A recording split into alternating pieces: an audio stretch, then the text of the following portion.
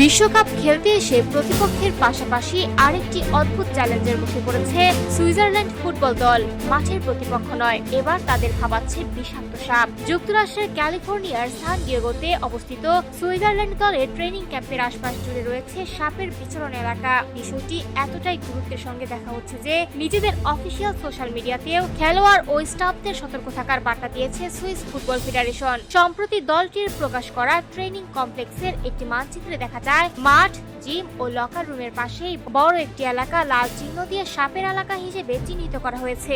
এমনকি গত শুক্রবার তাদের একটি পোস্টের ক্যাপশনও ছিল সাপ থেকে সাবধান। সান ডিয়েগো অঞ্চলে বিভিন্ন প্রজাতির সাপের বসবাস রয়েছে। স্থানীয় ন্যাচারাল হিস্ট্রি মিউজিয়ামের তথ্য অনুযায়ী পুরো কাউন্টি জুড়ে রয়েছে ডজন খানেক প্রজাতির সাপ। এর মধ্যে সবচেয়ে বেশি উদ্বেগের কারণ বিষাক্ত র্যাটল স্নেক, যেগুলো প্রায় খোলা জায়গা কিংবা ঝোপঝাড়ে দেখা যায়। গ্রুপ পর্বের খেলা শেষ না হওয়া পর্যন্ত এই ট্রেনিং সেন্টারেই অবস্থান করবে সুইজারল্যান্ড দল। ফলে প্রতিদিনের অনুশীলনে বাড়তি সতর্কতা অবলম্বন করতে হচ্ছে খেলোয়াড় ও কোচিং স্টাফদের। শুধু সাপ নয়, ক্যালিফোর্নিয়ার তীব্র গরমও তাদের জন্য বড় চ্যালেঞ্জ। তবে সব আলোচনার কেন্দ্রবিন্দুতে এখন সেই বিষাক্ত সরীসৃপই। এদিকে আগামী 14 জুন বি গ্রুপের ম্যাচে কাতারের মুখোমুখি হবে সুইজারল্যান্ড। এরপর তাদের প্রতিপক্ষ বসনিয়া ও কানাডা। এখন দেখার বিষয় মাঠের প্রতিদ্বন্দ্বীদের পাশাপাশি সাপের ভয় সামলে সুইসরা বিশ্বকাপে কতটা সফল হতে পারে।